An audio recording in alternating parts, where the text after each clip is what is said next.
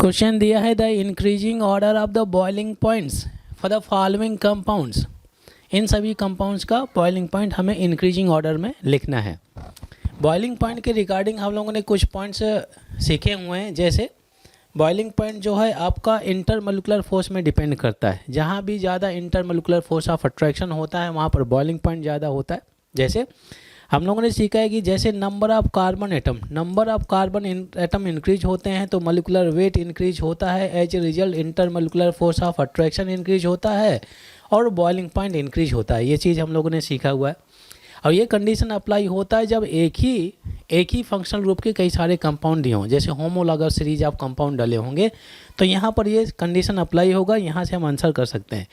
But जो compounds यहाँ पे डले हैं तो different homologous series of compound डले हैं। ये आपका एल्कोहल है, एल्काइल हैलाइड्स है, ये आपका अल्केन हो गया, ये आपका ईथर डला हुआ है, ईथर। इसमें फंक्शनल ग्रुप कुछ ऐसे डला है। ठीक है, तो ये कंडीशन तो अप्लाई नहीं होगा। अच्छा, दूसरा चलते हैं।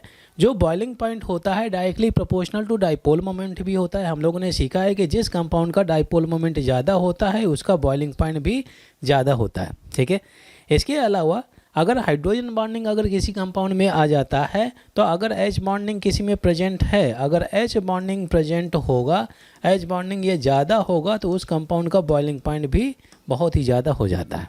ठीक है, एच बॉन्डिंग होगा तो एक मॉलिक्यूल दूसरे मॉलिक्यूल के साथ में क्या हो जाएगा, आपका डाइमराइजेशन शो करेगा तो वहाँ पर मॉलिक्यूलर वेट और भी ज़्यादा हो जाता है। तो ultimately intermolecular force of attraction ज़्यादा होने की वजह से बॉइलिंग पॉइंट ज़्यादा हो जाता है। ठीक है, तो यहाँ पे अगर आप देखें क्लियरली जो अल्कोहल दिया हुआ है, अल्कोहल में ऑक्सीजन हाइड्रोजन से डायरेक्टली कनेक्टेड है। हम लोगों ने सीखा है कि कभी भी अगर आपका हाइड्रोजन डायरेक्टली ऑक्सीजन से या नाइट्रोजन से या फ्लोरीन से अटैच होता है तो वहाँ पर कौन सा बॉन्डिंग होना चाहिए, हाइड्रोजन बॉन्डिंग होना चाहिए।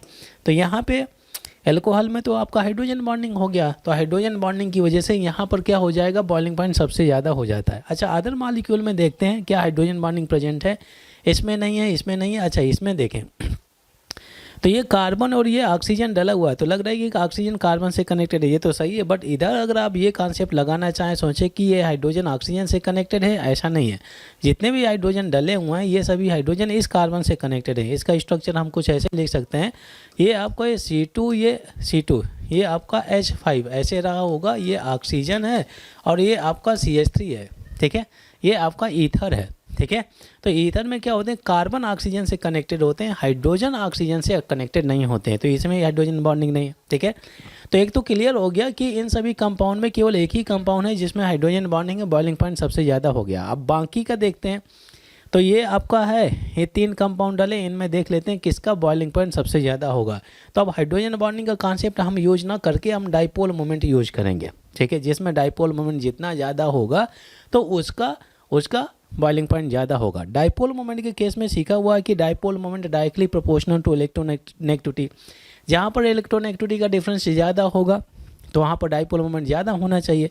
खासतौर से अगर आप देखें जो आपका एल्काइल हैलाइड डला हुआ है, ये C2H5 डला हुआ है, ये Cl है। इसको मैं कुछ ऐसे भी लिख सकता हूँ, ये आपका CH3, ये आपका CH2 हो गया और ये Cl हो गया।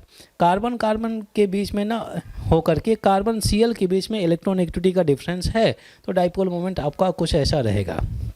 ठीक है, डाइपोल मोमेंट है, इसमें डाइपोल मोमेंट क्या हो गया, नॉन जीरो होगा, तो इसका बॉइलिंग पॉइंट क्या हो जाएगा, ज़्यादा हो गया। अच्छा, इसमें अगर आप चलें ईथर, ये लिखा हुआ है आपका ईथर डला हुआ है, तो ईथर के केस में होता क्या कि ऑक्सीजन के पास में क्या है, 2 लोन पेयर होंगे। ठीक है, खासतौर से अगर मैं वाटर मॉलिक्यूल के स्ट्रक्चर के बारे में बात करूँ तो 2 लोन पेयर हैं, इस वजह से इसका स्ट्रक्चर क्या होता है, बेंट के रूप में होता है, बेंट होता है, ये हो गया बेंट हो गया। सिमिलरली अगर मैं इसका स्ट्रक्चर बनाना चाहूँ तो ये ऑक्सीजन के पास में 2 लोन पेयर है, ये आपका C2H5 हो गया और ये आपका CH3 हो गया।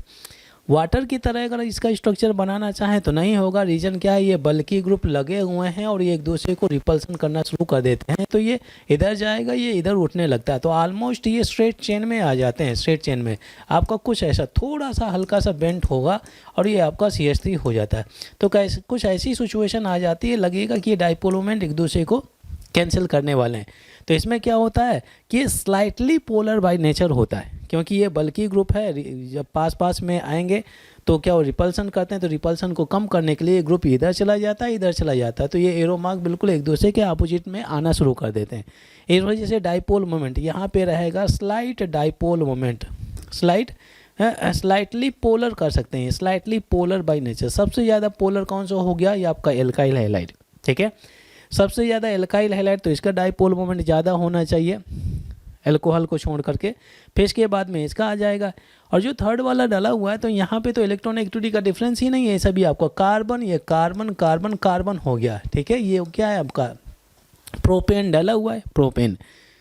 तो जो अल्केन होते हैं इनमें इलेक्ट्रॉन एक्टिविटी का डिफरेंस ना होने की वजह से इनका डाइपोल मोमेंट क्या होता है, जीरो होता है। तो कंपैरेटिवली इसका डाइपोल मोमेंट जीरो होने की वजह से बॉइलिंग पॉइंट सबसे कम हो जाएगा।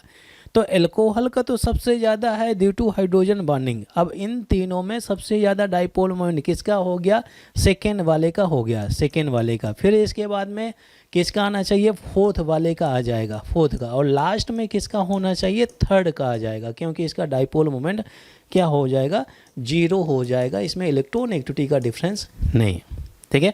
तो दो पॉइंट हम लोगों ने यूज किए हैं इस क्वेश्चन को आंसर करने के लिए, एक तो हो गया हाइड्रोजन बॉन्डिंग और दूसरा हो गया डाइपोल मोमेंट।